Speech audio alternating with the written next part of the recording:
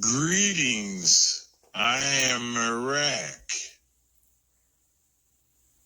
Do I have a query?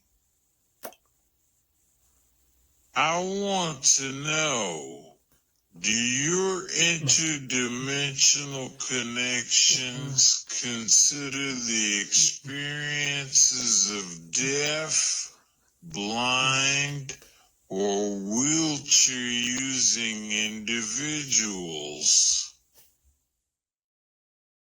We're not exactly sure what that person means by this question, whether they're asking whether that exists in our own society or whether the ideas that we present to you are inclusive of people who have those experiences, which of course they are.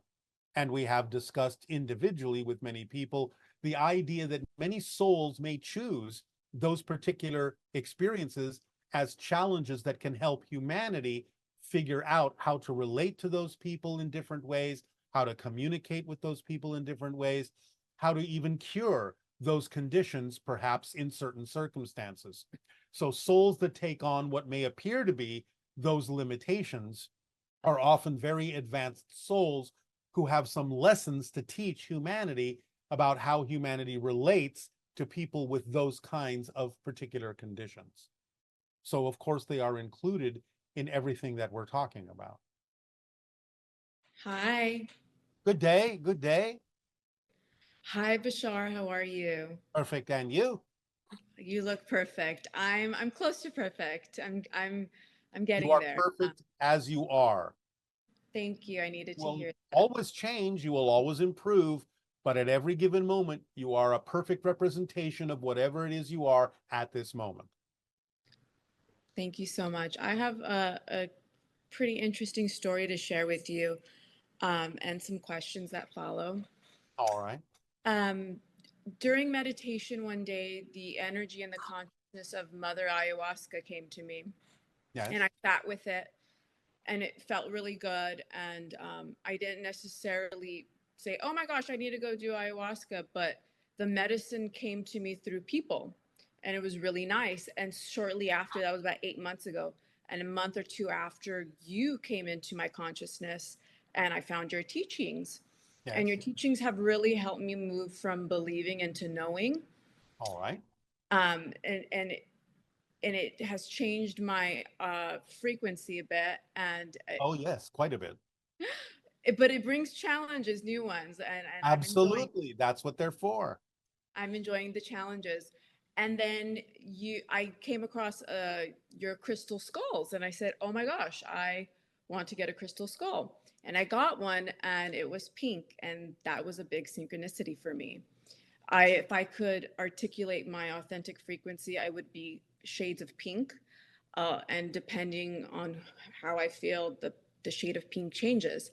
Yes. Fast forward, it finally aligned where I did an ayahuasca ceremony, and you were a part of the ceremony, and it was so interesting. And I was outside, and I saw your family crest in the sky, and I don't know how to put it into words, but it was as if my whole body became activated, and I was one with the cosmos, Yes. and I was dancing. The sky turned hot pink, and I believe there were some particular activities in the sky, regardless of me being on ayahuasca. It was around the 8-8 portal, and I think we saw a comet. And what was happening was that anything that I would touch, a star, a planet, it would move, and I was dancing with the cosmos.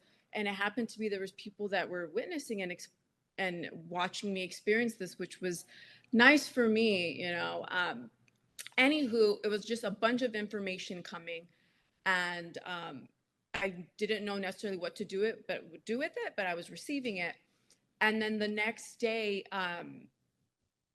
it was a very different experience. It was super grounding, and I was in the earth, and Yes. I gave birth, and it was a dragon. And ever since I got that crystal, I was activated with grandmother dragon energy, and it came with its own set of challenges and mysteries and phenomena. Well, Yes. when I gave birth to this dragon, it wasn't easy, and I became this dragon. But the main message and question for you now is that once we fully feel our power as beings viscerally, we must balance it with humility. Yes. And that was what I was experiencing, the uncomfortableness of this ayahuasca experience. And I wanted you to maybe shed some light on that and help me understand it better. Humility.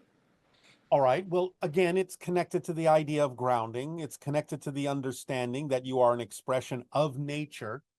And it's not about letting go of nature to explore the stars and the cosmic side of your being, but grounding to the earth, grounding to that energy, connecting to it so that you have a foundation from which you can rise and allow there to be a link and a bridge and function as a link and a bridge between what you colloquially call heaven and earth, to allow you to bring energies down to create heaven on earth. So it's all about forming that bridge, that link. The dragon represents ancient wisdom, ancient knowledge, a very deep and ancient connection in your DNA to the idea of being physical and being able to channel energies through that physical component of the DNA to again do what it is we're talking about. Bring those higher frequency energies that you are connecting to in the cosmos down to earth, to be the valve, to be the link, to be the bridge that balances those two energies so that you can reach for the stars, but do so with a grounded humility that allows balance to be maintained so that it is a natural experience that's more expressive of your authentic self and your true soul. Uh, Thank you. That was beautifully said. That was pretty much encapsulated my experience. And I have experienced in this reality and on Earth some resistance in being fully in my physical body. Yeah. Sometimes I prefer being in the cosmos but that doesn't serve me because I am in this physical reality and I have things. Yes, it's all right. It's a typical thing because, again, remember, you are in spirit and you know that physical reality is just a projection happening within your soul. So it is something typical that sometimes a spirit will kind of feel a little uncomfortable with the idea because it knows that it is actually just a projection and it's not really what a spirit is. But it is a part of you. It is an authentic part of you happening within your soul. But I understand that sometimes it can feel a little uncomfortable because it's not your natural state. Yeah, it's almost like giving birth to like every cell in your body, if that Yeah. makes sense. Yes, well, that's what you're doing when you create an Okay. idea called physical reality and a physical body. Remember, it's not that your body has a soul, it's that your soul has a body. So you do, by concentrating certain energies within your soul down to the center of your soul, actually give birth to your physical body, to every cell within it, to every atom within it, to every subatomic particle within it. It's all created within your soul. Thank you. And now when I see you, before when I would see you in meditation dreams or whatever, you would be alone and you have been kind of like this cosmic father figure for me. And it's been very grounding for me to balance the male and feminine energy. And Yes, during the ceremony, all it kept showing me was the infinity sign. yes. And It is our passion and our pleasure to give off certain frequencies and energies that all of you may use to help you symbolically and representationally in your journeys that way. It doesn't mean that I am literally involved in the same way that an individual might choose to be involved. But since I have a multidimensional nature, any single one of you can tap into my general frequency and use that part of my energy to help you on your journeys in that way, because we give ourselves to you that way so that you may include our vibration within the mix or the recipe of the challenges that you face to help you, guide you on your journey. So in picking up on that frequency that way, we are happy to participate as the general energy that we give off, even though it doesn't necessarily mean that I literally as an individual am participating in your experience with you. and ever since that ceremony, now when I see you, you're with a group of people. Yes, Um, do you know what that means? How why that of shift happened? course. Of course. Remember, very often in these conversations, the translation from us comes through as we. instead of Mhm. I.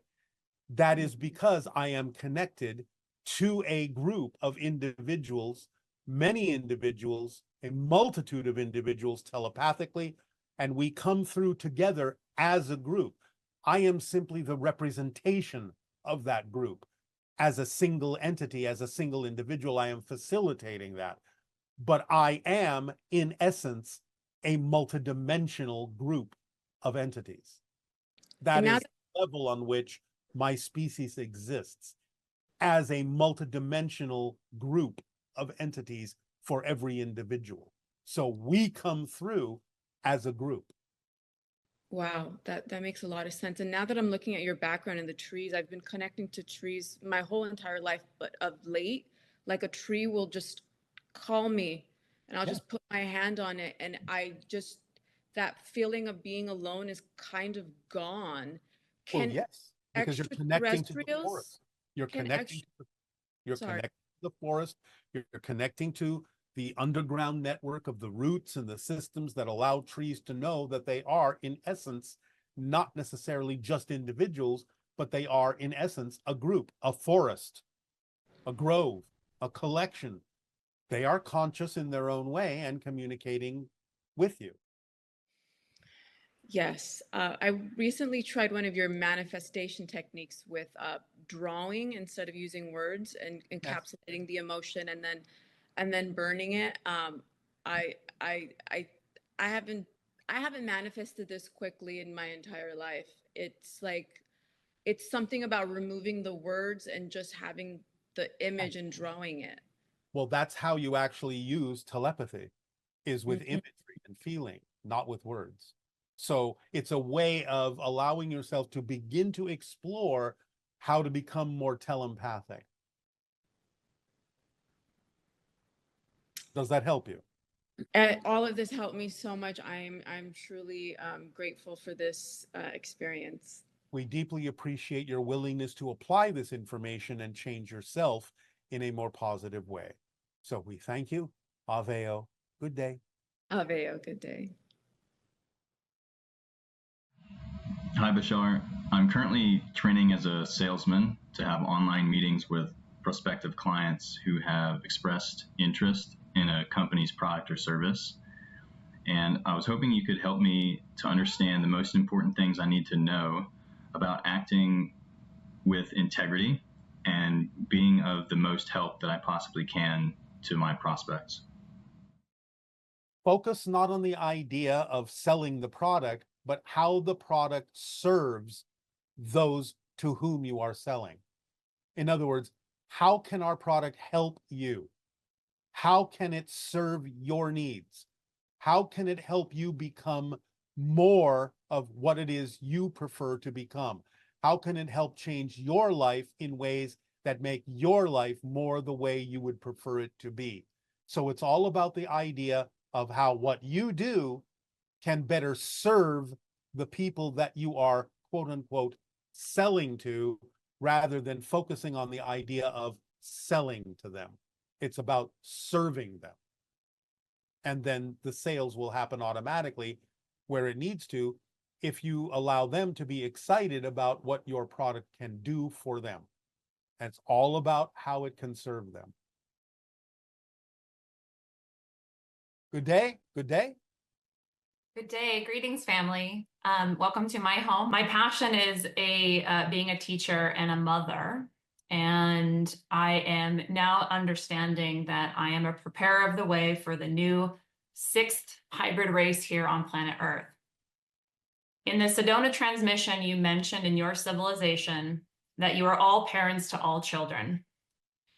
I would love some clarification or a synopsis on how you grew physical beings for your civilization in the beginning to now evolving to materialization. Are you asking us how we procreate? In a sense, but the evolution of it going from a birth canal to materialization. All right. Well, the idea again has to do with being your authentic self, following your passion and acting on it, which raises your frequency. And over time, the continual raising of that frequency starts to mitigate your connection to some degree to the concept of physical reality, or allows you to experience physical reality truly as a projection of your consciousness. So eventually you really start experiencing physical reality as something far more flexible, malleable than solid. And when you arrive at that point in your evolution, then you start to realize everything is just frequencies of energy. And when you start to really realize that and are telepathically bonded to the rest of your society, when you reach that certain point, then that collective energy telepathically suddenly turns your physical reality into something quite fluid and quite transparent and quite dreamlike. And therefore you understand the idea, the expression of bringing a new life in is simply the idea of energetically providing a kind of energy vehicle that has the ability to crystallize to whatever degree it needs to perform its physical functions in your society, to meet its challenges in whatever way it wishes to, and that can be done more through energy than through the idea of the physical body. Is the physical body, is the way that we have children here on this planet now for survival? Was it a part of being able to nurture and grow, or is that something that will evolve out of?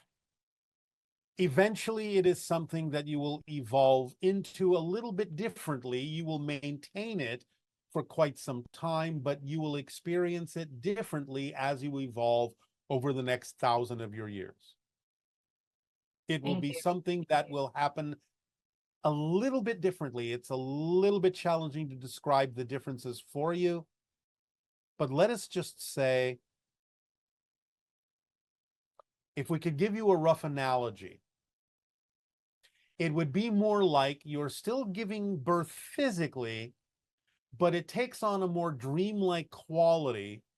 So time and space are compressed in a way so that one moment you are pregnant, and then you kind of go through this dream, and then the next moment the baby is there.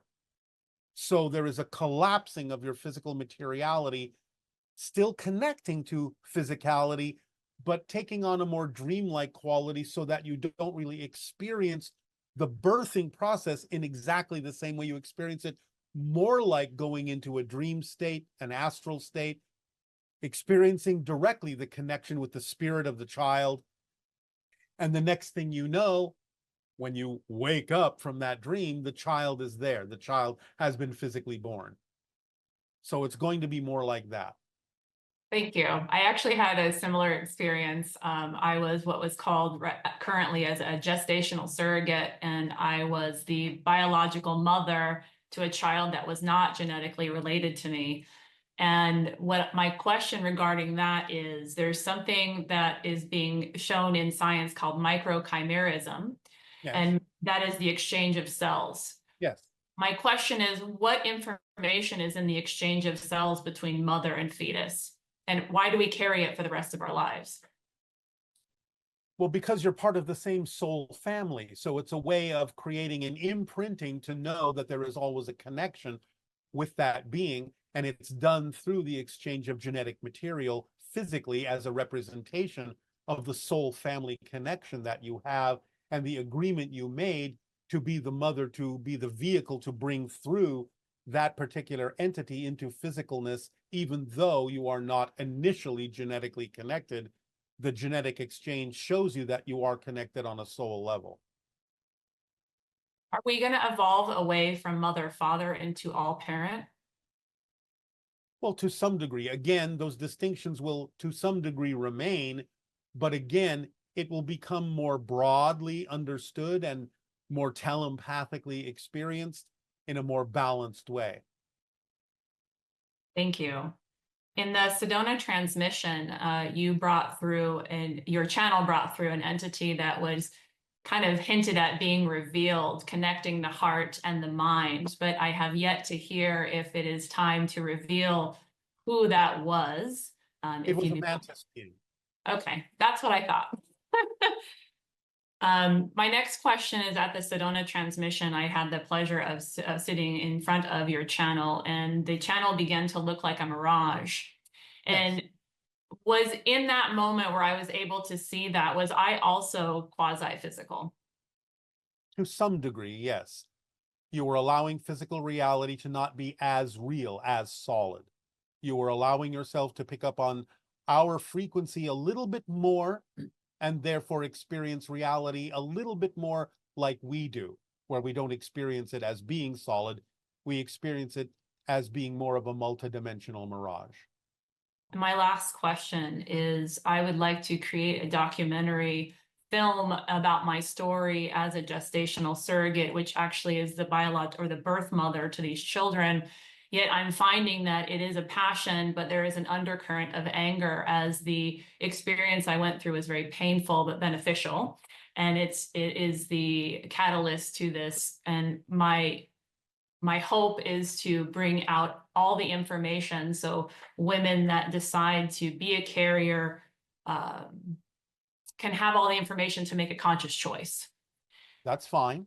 The Now, idea of your anger simply is a challenge that you can face and include in the documentary as a transformational challenge that can allow them to deal with whatever emotions come up and whatever belief systems are behind them, so that they can learn the lessons in the future in a more positive way and transfer that information through the documentary to others who may face the same challenges, but then because of the information you provide in transforming that energy in the documentary, don't necessarily have to experience it in the way that you did.